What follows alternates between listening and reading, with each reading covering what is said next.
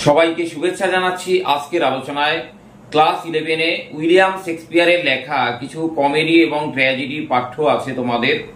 এগুলোকে গদ্যে রূপান্তরিত করেছেন চার্লস ল্যাম্ব এবং মেরি ল্যাম্ব। তেমনই একটা কমেডি তোমাদের পাঠ্য আছে এবং সেটা হলো অ্যাজ ইউ লাইক ইট।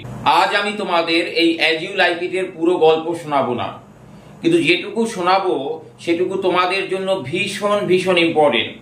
কারণ এই অংশ থেকে তোমাদের ফার্স্ট সেমিস্টারে এমসিকিউ প্রত্যেকটা স্কুলে আসবেই আসবে। তাই আজকের আলোচনা শুরু করা যাক।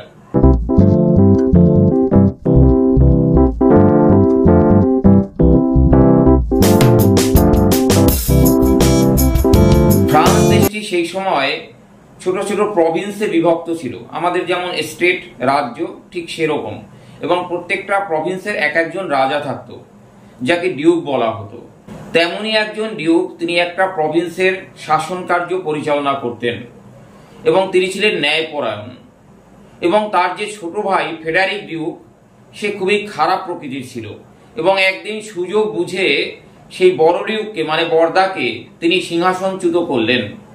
তখন বর্দা মানে বড় ডিউক, ন্যায়পরায়ণ ডিউক, তিনি তার অনুসারীদের নিয়ে, ফলোয়ারদের নিয়ে অর্ডেনের জঙ্গলে চলে গেলেন।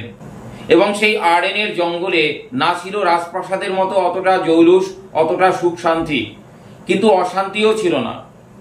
তারা কিছুদিনের মধ্যে প্রকৃতির নিবিড় সাহচর্যে নিজেদেরকে মানিয়ে নিলেন এবং কিছুদিনের মধ্যেই অনুভব করলেন প্রকৃতির অকৃত্রিম সুখ, যেখানে কোনো রাজপ্রাসাদের কোনো কনস্পিরেটর, কোনো ষড়যন্ত্রী ছিল না যারা পিছন থেকে তাদেরকে ছুরি মারতে পারে, এরকম কেউ ছিল না। ছিল প্রকৃতির একটা নিবিড় শান্তি এবং সুখ।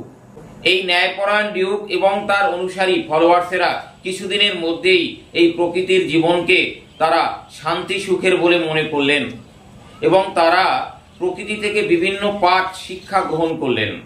আর প্রকৃতির কি কি উপকরণ থেকে তারা কি কি শিক্ষা গ্রহণ করলেন তাই নিয়েই আমি একটা রাইম বা ছড়া লিখি। এই ছড়াটি যদি তোমরা মুখস্থ করে রাখো তাহলে এখান থেকে তোমাদের এমসিকিউর উত্তর দিতে কোনো প্রবলেম হবে না।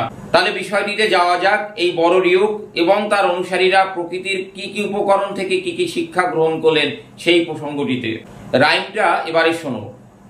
ডিউক শেখেন হরেক পাঠ প্রকৃতির কাছে, শুদ্ধ ভাষার শিক্ষা পায় তারই গাছে গাছে।